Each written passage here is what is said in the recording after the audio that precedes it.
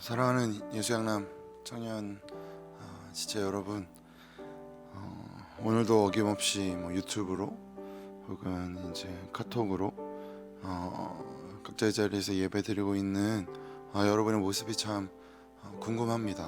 어떻게 하고 계시는지. 근데 그 궁금한 이유가 어떤 꼬락서니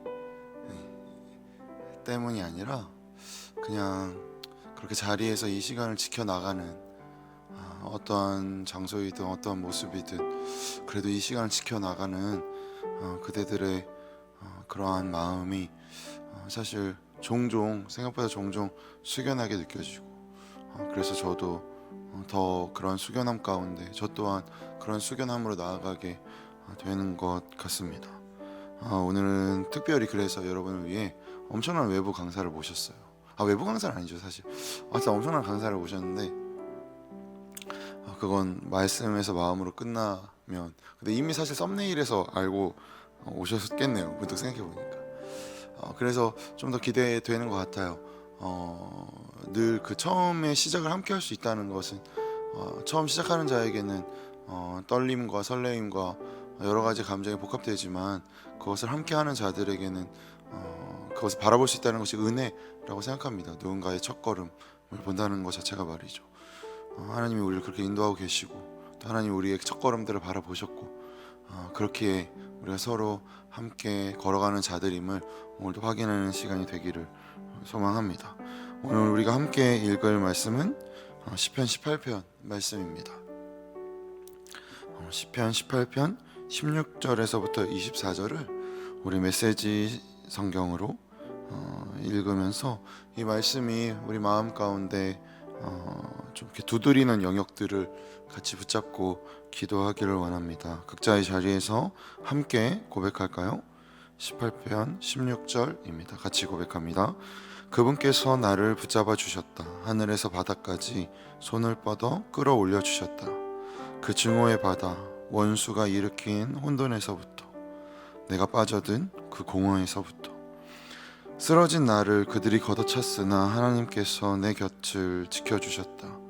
그분께서 나를 탁 트인 들판에 세워주셨다. 나 구원받아 거기 섰다. 놀라운 사랑이여. 조각난 내 삶을 다 맡겨드렸더니 하나님께서 온전하게 만들어주셨다. 내 행실을 바로잡았더니 새 출발을 허락해 주셨다.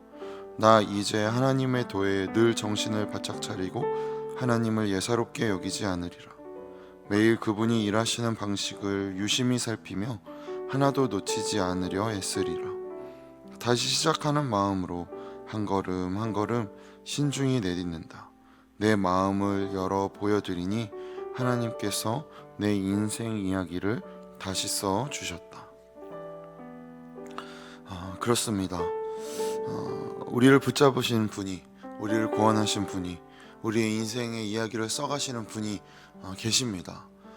우리가 때때로 있는 듯하고 없는 듯하고 알지 못하는 듯 행동하여도 분명한 사실은 우리를 붙잡으시고 우리를 구원하시고 우리의 인생의 이야기를 써가시는 분이 있음을 이 시간 같이 고백하며 함께 기도로 나아갑니다. 기도합니다. 그렇습니다. 주님의 일하심을 우리는 바라봅니다. 늘 주님께서 조각난 우리의 삶을 하나하나씩 붙여주시고 그 뜻을 해설해 주시고 이야기해 주시고 기다려 주시고 온전하게 만드시는 주님의 일하심을 바라봅니다. 그러니 아버지, 우리의 생각과 마음과 행동을 조금씩 주님께로 옮겨갑니다. 그리고 그럴 때에 주님께서 베푸시는 그 기회를 바라봅니다. 그러니 주님, 우리의 영혼 가운데 우리의 영혼을 일으켜 오셔서 우리가 온전히 주님 바라보고 주님을 경홀히 여기지 않으며 온전히 주님께서 우리의 삶에 어떻게 행하시는지 놓치지 않으며 주님께서 기회를 주시는 그 기회를 붙잡아 다시 시작하는 마음으로 우리가 한 걸음 한 걸음 내디딜 때에 진정으로 주님께서 행하시는 것들이 우리 삶에 이루어지는 것을 통하여 서로가 서로의 그 마음들을 나누며 그 행하심을 나누며 함께 세워져가는 그 몸으로서 우리가 이 세상 가운데 대답하고 나아가는 우리 될 수 있도록 인도하여 주시옵소서.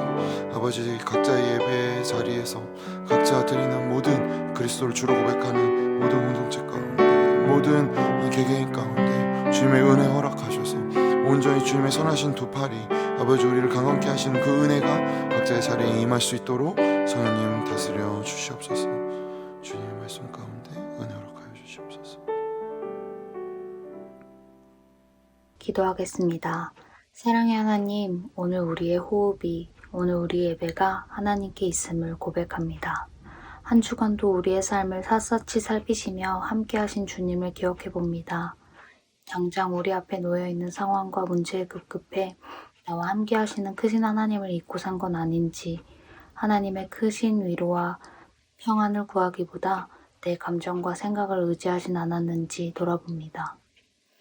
내게로부터 눈을 들어 주를 보기 시작할 때 주의 일을 보겠네라는 찬양의 가사처럼 눈을 들어 주를 보는 우리가 되길 소망합니다. 새롭게 시작되는 새해임에도 불구하고 코로나19라는 상황 속에 지친 우리들의 몸과 마음을 마주합니다.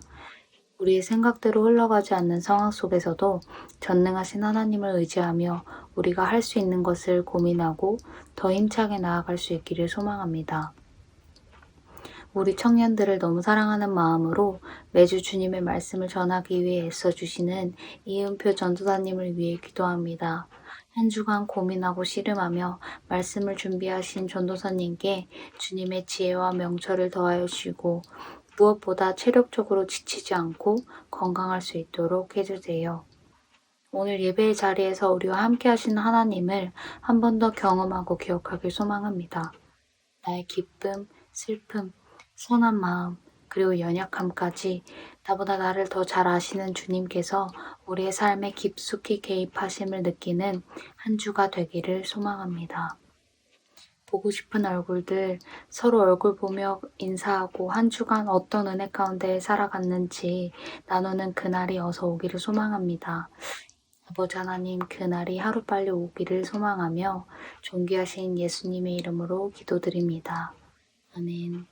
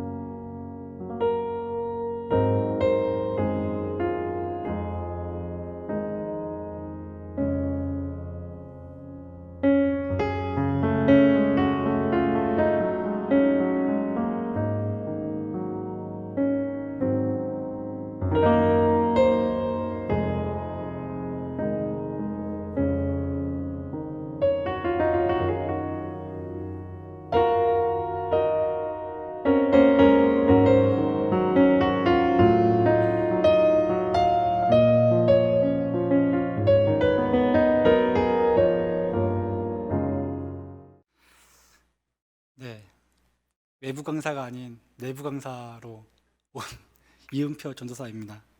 여러분 많이 놀라셨죠? 저도 많이 당황스럽고 놀랍고 또 떨리기도 하고 지금 여러 가지 많은 마음들이 들어오고 있는데 아무래도 이게 제 인생 첫 설교의 자리라서 더 그런 마음이 드는 것 같습니다. 처음 이제 신대원의 시험을 보기 전에 한 지금으로부터 한 2, 3년 전? 그때까지만 해도 제가 이렇게 밝은 빛에 쌓여서 강대상 위에서 이렇게 설교를 할 수 있는 존재가 될지는 전혀 생각하지 못했습니다. 지금 생각해보면 인생이라는 것이 정말 내 생각대로 되는 것이 아니고 그다음에 예측할 수 있는 것도 아니고 또 불확실한 시간들의 연속에서 이어지는 그런 것들이었던 것 같습니다. 그리고 그런 연속적인 시간들을 통해서 지금의 제가 만들어지고 또한 오늘에 이르게 한 것 같습니다. 결국 이 모든 것이 하나님의 사랑과 은혜다, 이 말밖에는 나오지 않는 것 같습니다. 아무튼 오늘 우리에게 주어진 말씀을 통해서 그 사랑과 은혜를 조금이나마 나눌 수 있기를 소망합니다. 오늘 우리가 함께 나눌 말씀은 히브리서 13장 1절에서 6절 말씀으로 사랑 공동체라는 주제로 말씀을 살펴보도록 하겠습니다. 히브리서 13장 1절에서 6절 말씀 다 같이 읽겠습니다. 형제 사랑하기를 계속하고 손님 대접하기를 잊지 말라. 이로써 부지 중에 천사들을 대접한 이들이 있었느니라. 너희도 함께 갇힌 것 같이 갇힌 자를 생각하고 너희도 몸을 가졌은즉 학대받는 자를 생각하라. 모든 사람은 결혼을 귀히 여기고 침소를 더럽히지 않게 하라. 음행하는 자들과 간음하는 자들을 하나님이 심판하시리라. 돈을 사랑하지 말고 있는 바를 족한 줄로 알라. 그가 친히 말씀하시기를 내가 결코 너희를 버리지 아니하고 너희를 떠나지 아니하리라 하셨느니라. 그러므로 우리가 담대히 말하되 주는 나를 돕는 이시니 내가 무서워하지 아니하겠노라. 사람이 내게 어찌하리요 하노라. 히브리서는 유대교에서 기독교로 개종한 유대 그리스도인들을 향한 말씀이었습니다. 왜 그들에게 이 말씀이 필요했냐면 예수 그리스도를 믿음으로 생겨난 핍박과 박해, 그리고 삶의 어려움으로 믿음이 흔들리는 유대 그리스도인들이 생겨났기 때문입니다. 특히 이때 유대 그리스도인들 주변에 있는 많은 유대인들이 그들을 다시 유대교로 돌아오게 하려고 회유하였습니다. 그래서 히브리서 저자는 그런 회유와 사회적인 핍박으로 흔들리는 유대 그리스도인들을 향해 그들이 그리스도를 믿기 전에 붙들고 있었던 그 어떤 것보다도 예수 그리스도가 우월하시다는 것을 히브리서의 각 장에 걸쳐서 예수 그리스도는 천사보다 뛰어나시고 모세보다 더욱 영광 받으실 만하시고 그 다음에 대제사장 대신 예수 그리스도를 설명하며 배교에 대한 경고와 믿음에 대한 권고를 하고 있는 것입니다. 그리고 오늘 우리가 살펴볼 13장 말씀을 통해 그리스도 공동체 안에 사랑의 실제적인 방법을 제시해 주시면서 결론을 맺고 있습니다. 히브리서 13장 1절에서 3절 말씀을 다시 보도록 하겠습니다. 1절에서 3절 시작. 형제 사랑하기를 계속하고 손님 대접하기를 잊지 말라. 이로써 부지 중에 천사들을 대접한 이들이 있었느니라. 너희도 함께 갇힌 것 같이 갇힌 자를 생각하고 너희도 몸을 가졌은즉 학대받는 자를 생각하라. 재작년에 청년교회 내에서 북쉐어를 한 친구들은 아시겠지만 로버트 뱅크스의 1세기 교회 이야기와 1세기 그리스도인의 하루 이야기를 보면 히브리서가 쓰여졌다고 여겨지는 그 시대 교회의 모습을 볼 수 있습니다. 가정에서 남자와 여자, 주인과 종, 약한 자와 강한 자, 그런 모든 사람들이 아무런 거리낌 없이 이야기를 나누고 차려진 음식을 나눠 먹으면서 말씀을 가지고 교제하는 모습을 볼 수 있는데, 당시에 사회적으로나 문화적으로 봤을 때 그리스도인들의 이런 행동은 대부분의 사람, 특히 예수 그리스도를 믿지 않는 사람들에게 받아들여질 수 없고 이해할 수 없는 행동이었습니다. 왜냐하면 당시 로마에서는 여자와 자녀는 남편의 소유물로 여겨졌고 주인과 종에 대한 신분의 구별이 철저했기 때문입니다. 그렇게 그 당시 사람들에게 그리스도인들은 색다르면서도 낯설고 불편한 존재들로 다가왔습니다. 1세기 그리스도인들의 모습처럼 시대 정신을 거스르는 개인이나 공동체의 마음 중심에는 그 생각을 지탱해주는 특별한 무언가가 있습니다. 그리스도인들에게도 이런 행동과 모습을 갖게 한 특별한 무언가가 있었고, 그것이 바로 예수 그리스도의 십자가입니다. 예수 그리스도의 십자가에서 죽기까지 보이신 사랑은 하나님 앞에 우리 모두는 가진 자나 못 가진 자나 연약한 자나 강한 자나 똑같은 존재라는 것을 깨닫게 하고, 내 앞에 있는 형제자매를 나와 같은 동일한 존재로 바라보고 사랑할 수 있게 합니다. 그렇기에 우리는 초대교회를 지탱했던 예수 그리스도의 이 사랑을 품고 형제자매 사랑하기를 멈춤없이 계속해서 믿음의 공동체, 사랑 공동체를 세워나가야 하는 것입니다. 그 다음 2절에서 3절 말씀을 보면 1절보다 그 범위를 좀 더 넓혀 손님을 대접하고 갇힌 자를 생각하라고 말합니다. 창세기 18장에 보면 아브라함이 마물의 상수리 나무들이 있는 곳에서 나그네 3명을 영접합니다. 어떻게 영접하냐면 나그네의 발을 씻기고 떡을 준비하고 송아지를 요리하는 등 정성스럽게 대접합니다. 근데 아브라함이 정성 들여서 대접한 그들은 누구였죠? 하나님이 보내신 천사였다고 밝혀집니다. 이런 나그네 접대에 대한 말씀이 있었기에 그리스도인들에게는 손님이란 새로움과 예기치 못한 선물을 주고 받을 수 있는 기쁨의 관계라는 것이 그들 안에 오랫동안 자리 잡은 상태였습니다. 그러나 안정적이지 않은 삶의 자리와 핍박과 박해로 지치고 흔들린 유대 그리스도인들에게는 복음을 전하기 위해 돌아다니는 순회 교사들이나 박해를 피해 도망다닌 자들에 대한 대접은 어렵고 힘든 일이었습니다. 마찬가지로 순회 교사들이나 박해를 피해 도망다닌 자들에게는 가정교회의 도움이 절실히 필요했습니다. 왜냐하면 당시 여가는 비위생적이고 비싸기로 악명이 높았기 때문입니다. 그렇게 히브리서 저자는 손님 대접하기를 잊지 말라고 권면하면서 천사들을 대접함으로 복을 받을 구약의 인물을 상기시킵니다. 그리고 갇혀있는 자들과 학대받는 자들을 생각하라고 말합니다. 1세기 로마의 감옥은 요즘 시대 감옥처럼 인권이나 이런 여러 가지 복지적인 부분에서 매끼 식사나 기본적인 여러 가지 혜택들을 제공하는 곳이 아니었습니다. 처벌이 가해지기 전까지 기다리는 수용소에 가까웠는데, 그렇기 때문에 주변의 도움 없이는 식사도 제대로 못할 정도로 열악했다고 합니다. 그런데 그리스도인 공동체가 신앙 때문에 갇힌 그들을 돕기 꺼려합니다. 그 이유는 바로 감옥에 갇힌 자를 돕다가 본인들까지 같은 처벌을 받을까 두려워서 외면하고 잊으려고 하는 것입니다. 그래서 히브리서 기자는 말합니다. 함께 갇힌 것 같이 생각해. 감옥에 갇힌 그들은 같은 믿음 안에 있는 너희의 형제자매야. 그러니까 그들을 잊으면 안 돼 라고 말하고 있는 것입니다. 더 나아가 이러한 형제자매의 고통에 참여하는 것은 주님께 나아가는 것이고 그분의 사역에 참여하는 것입니다. 마태복음 25장 35절에서 36절에 이렇게 말합니다. 내가 줄일 때 너희가 먹을 것을 주었고 목마를 때에 마시게 하였고 나그네 되었을 때에 영접하였고 헐벗었을 때에 옷을 입혔고 병들었을 때에 돌보았고 옥에 갇혔을 때에 와서 보았느니라.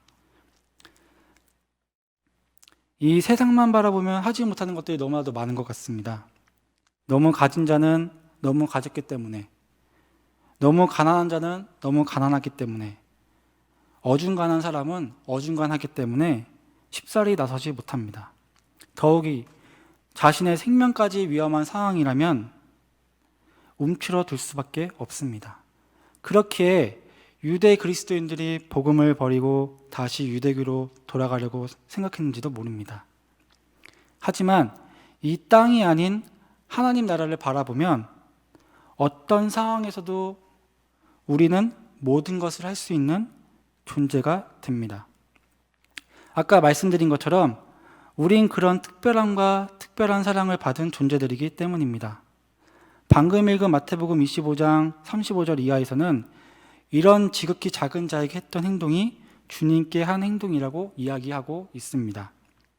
결국 갇힌 자를 생각하고 학대받는 자를 생각하는 것은 그런 환경에 놓인 형제 자매들의 고통에 참여하는 것이고, 그 고통에 참여한다는 것은 결국 주님과 함께하는 삶의 자리로 옮겨간다는 것이니, 우리는 그리스도의 사랑을 따르는 제자로서 그들을 사랑하고 도울 수밖에 없는 것입니다. 이게 바로 그리스도께 받은 사랑의 실천이요, 형제 자매의 사랑이고 예배의 회복입니다. 여러분 중에 아시는 분들도 있고 모르시는 분들도 계시겠지만, 저는 2016년부터 2018년까지 혈액암으로 병원 치료를 받아야 했습니다. 젊은 나이였고 또 건강에 자부심도 있어서 보험이나 이런 부분들에 대해서 특별히 크게 신경을 쓰지 않았었습니다. 근데 이제 막상 혈액암 치료가 시작되고 병원비 내역서를 받아 보니까 가계 부담이 너무 커졌습니다. 근데 그때 생각지도 못한 많은 형제자매들로 통해서 병원비에 대한 보탬을 받았고, 특별히 우리 교회에서도 병원비와 또 기도로 제가 영적으로 낙심하고 좌절하지 않도록 응원을 해주셨습니다. 그 사랑에 힘입어 지금 제가 이렇게 건강히 서 있을 수 있는 것이고, 여러분이 제 고통에 참여해 주심으로 우리 모두 특별한 사역으로의 초대와 그리스도의 몸을 세우는 지체로서 이렇게 같은 아픔을 나누고 말씀과 사랑으로 함께 할 수 있는 것입니다. 그러므로 여러분, 우리를 향한 하나님의 사랑은 지금도 계속됨을 믿으시고, 어떠한 상황과 환경 속에서도 하나님 나라의 소망을 품게 해주신 예수 그리스도의 말씀에 따라 멈춤 없이 사랑을 계속 실천함으로 이 땅 가운데 하나님 나라를 이뤄 나가야 합니다. 그래야 우리 공동체는 하나님이 이루시는 생명의 역사를 체험할 수 있게 됩니다. 13장 4절에서 5절 말씀을 읽겠습니다. 13장 4절에서 5절. 모든 사람은 결혼을 귀히 여기고 친소를 더럽히지 않게 하라. 음행하는 자들과 간음하는 자들을 하나님이 심판하시리라. 돈을 사랑하지 말고 있는 바를 족한 줄로 알라. 그가 친히 말씀하시기를 내가 결코 너희를 버리지 아니하고 너희를 떠나지 아니하리라 하셨느니라. 히브리서 13장 1절에서 3절까지가 사랑의 외면적인 부분을 이야기하였다면 4절에서 5절은 우리들의 내면적인 부분에서 일어나는 사랑이 어떻게 하나님 공동체를 이루어 나가시는지 보여주고 있습니다. 여러분, 필수적인 성에 대한 책임과 존중은 그것을 지으시는 하나님에 대한 신뢰와 사랑, 그리고 거룩함의 추구를 나타내고 있습니다. 이것에 대한 적용 대상은 모든 사람이에요. 즉, 결혼을 하거나 하지 않거나 우리 모두는 이 부분에 대한 도덕성을 요구받는데 왜 그럴까요? 성적인 유혹에서 자유로운 사람이 단 한 명도 없기 때문이에요. 요즘은 TV나 인터넷 매체를 통해 불륜이나 타락한 성에 대한 이야기를 어디서든 들을 수 있습니다. 근데 그 결말이 어떻죠? 개인에서 끝나는 것이 아니라 그가 속해 있는 모든 공동체를 파괴합니다. 이런 왜곡된 사랑은 사람과 사람 간의 신뢰를 깨트리고 서로를 믿을 수 없게 만들어 버립니다. 어떤 것이든 그 자체가 잘못됐다기보다는 그것을 사용하는 사람들이 잘못 사용했기 때문에 문제가 되는 경우가 많습니다. 반대로 말하면 모든 것이 때에 맞게 사용되어진다면 그 가치는 더 값지고 아름다울 수밖에 없는 것입니다. 이것은 성적 타락에만 국한된 것이 아닙니다. 돈에 대한 사랑도 마찬가지입니다. 서로 가진 것을 내어놓고 어려운 형제를 돕기 위해 주저하지 않았던 공동체는 박해와 핍박으로 재산을 모두 빼앗기고 어려움 가운데 놓이자 미래에 대한 두려움으로 하나님보다 돈을 더 의지하기 시작했습니다. 돈이 우상이 되어버린 것이죠. 자기를 위한 자기만의 돈을 쌓고 모으기 시작했던 것입니다. 저는 돈을 모으는 것을 비판하고자 하는 것이 아니에요. 단지 그것이 나쁘다기보다는 그 의도가 하나님 보시기에 좋지 못했다고 말하고 싶은 것입니다. 그들은 이 돈이라면 나를 박해 가운데서 구원해 줄 수 있으리라 라고 생각하면서 하나님의 자리를 돈으로 대체했습니다. 그렇게 되면서 자연스럽게 어려운 형제 자매들에 대한 관심도 사라지게 됐고, 가져도 끝이 없는 만족함이 없는 그들의 태도는 결국 자기만 아는 더럽고 추악한 모습으로 공동체를 깨트리기 시작했던 것이었습니다. 출애굽기 16장을 보면 그 약속의 땅에 이르기까지 40년 동안 만나를 먹었다고 합니다. 40년 동안 안식일을 제외한 매일 주시는 양식으로 살아간 것이죠. 여러분도 아시겠지만 안식일이 제외된 이유는 안식일 전날에만 특별히 만나를 2배 거둘 수 있게 해주셨기 때문이었습니다.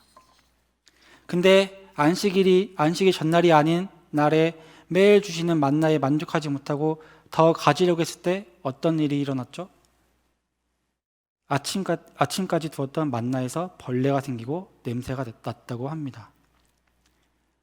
오늘 양식을 내려주셨던, 또한 이끌어 주셨던 하나님이 내일도 책임져 주실 거라는 내일에 대한 두려움과 만족하지 못하는 우리들의 마음은 아침까지 그것을 남겨두지 말라라고 하는 모세의 외침은 가볍게 무시해 버립니다. 결국 우리의 이런 마음은 타인보다 더 가지려는 욕심, 경쟁, 탐욕, 내일에 대한 두려움으로 악취를 내게 합니다. 다 그런 것은 아니지만 사람들은 경제적으로나 사회적으로 어려면 제일 먼저 끊는 것이 후원금입니다. 먹고 살기 힘든데 남을 도와서 뭐해? 라는 생각을 하면서 이웃 돕기를 멈춥니다. 근데 그런 상황일수록 더 이웃과 함께하고 도와야 한다고 감히 말씀드리고 싶습니다. 왜냐하면 그 행위는 단지 누군가를 돕는 그런 도덕적인 관점이 아니라 나는 돈의 가치보다 하나님의 사랑에 더 가치를 두고 있다는 신앙의 고백이기 때문입니다. 나는 돈의 가치보다 오늘도 먹이시고 이끌어 주시는 예수 그리스도의 그 사랑과 십자가 사랑과 그 길을 사모하며 돈의 가치를 따르는 기계적인 인생이 아닌 하나님의 나라를 이루는 그리스도의 몸된 지체로 부르심을 받은 존재라는 믿음의 선포이기 때문입니다. 사람은 자신이 관심 있고 좋아하는 일에 돈을 씁니다. 우리의 시선과 그것을 향한 관심은 무엇을 향해 흘러가고 있습니까? 여러분, 나만을 위한 음란한 정욕과 나를 보호하기 위한 물질의 욕구가 잠잠해질 때 우리는 하나님의 마음으로 공동체를 사랑할 수 있게 됩니다. 13장 6절 말씀을 읽고 마치도록 하겠습니다. 그러므로 우리가 담대히 말하되 주는 나를 돕는 이시니 내가 무서워하지 아니하겠노라. 사람이 내게 어찌하리요 하노라. 하나님은 말씀하십니다. 내가 너를 돕고 있으니 무서워하지 말아라. 너를 두렵게 하고 위축되게 하고 어렵게 하는 모든 상황에서도 함께 하시겠다고 약속하시는 것입니다. 이것을 믿을 때 우리는 사람과 환경을 두려워하는 것이 아닌 담대함으로 사랑 공동체를 세워나갈 수 있는 것입니다. 1세기 기독교인들이 자신의 생명을 내어놓고 갇힌 자를 돕고 손님을 대접하고 믿음을 지켜나가기는 매우 어려웠을 것입니다. 하지만 그런 세상적으로 신앙과 믿음을 지켜나가기 어려운 상황 가운데서도 담임 목사님이 설교 중에 종종 말씀하시는 과거에 나와 함께 하셨던 하나님이 현재와 미래에도 함께하고 계신다는 것을 내 안에 믿고 그것을 형제자매 사랑하는 모습으로 보여줬을 때 이미 세상이 끝났다고 생각했던 그리스도의 복음은 더 큰 열매를 맺으며 2000년이 지난 지금에도 우리 가슴을 뜨겁게 달구고 그의 사랑이, 그의 나라가 지금 현재 우리가 살고 있는 이곳에도 전해짐을 체험하게 되는 것입니다. 우리가 하는 형제자매 사랑의 실천은 하나님께 받은 사랑에 대한 반응이에요. 이런 것이 우리 안에 이루어질 때 지금도 지속하는 하나님의 사랑을 체험할 수 있고 그 힘으로 하나님의 나라를 인내와 멈춤 없는 사랑으로 이 땅 가운데 이뤄나갈 수 있는 것이죠. 그러니 더 많은 믿음의 열매로 사랑 공동체를 세우는 여러분이 되시기를 소망합니다. 기도하겠습니다. 하나님 아버지, 오늘도 이렇게 우리들에게 주님이 주신 그 말씀을 붙들고 살아갈 수 있게 해주신 감사드립니다. 어떻게 하면 형제자매들을 섬기고 그들과 함께 그 고통을 나눠지며 주님의 사랑을 실천할 수 있을지 저희들은 알지 못하며 지금도 그것에 대한 해답을 찾기 위해 주님께 끊임없이 묻고 말씀을 보고 있습니다. 우리들 삶의 자리에서 우리가 할 수 있는 영역에서 또한 주님께서 바라보시는 그 영혼들을 바라볼 수 있게 하여 주옵시고 우리가 어려운 가운데 이 코로나로 인해서 더욱더 힘들어지고 우리의 삶이 무너지고 아픔과 고난과 또한 그로 인해 발생되는 여러 가지 핍박들 속에서 우리가 점점 더 어떻게 주님을 믿고 따라가야 하는지 막막해하는 지체들이 너무나도 많습니다. 그런 상황 가운데서도 예수 그리스도의 그 복음, 십자가의 그 사랑은 언제나 우리 가운데 늘 함께 있고 또 우리에게 그 말씀과 함께 주신 공동체가 있다는 것을 잊지 않게 하여 주시옵소서. 같이 고민하는 공동체, 같이 사랑을 나누고 같이 말씀을 나누는 공동체가 있다는 것을 우리로 하여금 잊지 않게 하여 주시옵소서. 또한 어제 우리와 함께 하셨던 그 하나님의 은혜가 오늘도 또 내일도 함께 하신다는 것을 우리 가운데 믿게 하여 주시옵소서. 그러므로 우리가 더욱더 담대히 사랑 공동체를 이루어 나갈 수 있게 될 수 있게 항상 힘주시고 은혜 베풀어 주시옵소서. 감사하며 거룩하신 예수님의 이름으로 기도드립니다. 아멘. 주기도문으로 예배를 마치도록 하겠습니다. 하늘에 계신 우리 아버지여, 이름이 거룩히 여김을 받으시오며 나라에 임하옵시며 뜻이 하늘에서 이룬 것 같이 땅에서도 이루어지이다. 오늘날 우리에게 일용할 양식을 주옵시고 우리가 우리에게 죄 지은 자를 사하여 준 것 같이 우리 죄를 사하여 주옵시고 우리를 시험에 들게 하지 마옵시고 다만 악에서 구하옵소서. 대개 나라와 권세와 영광이 아버지께 영원히 있사옵나이다. 아멘. 네, 한 주간도 승리하시고 주님의 은혜 가운데 늘 말씀으로 함께 하시길 소망합니다.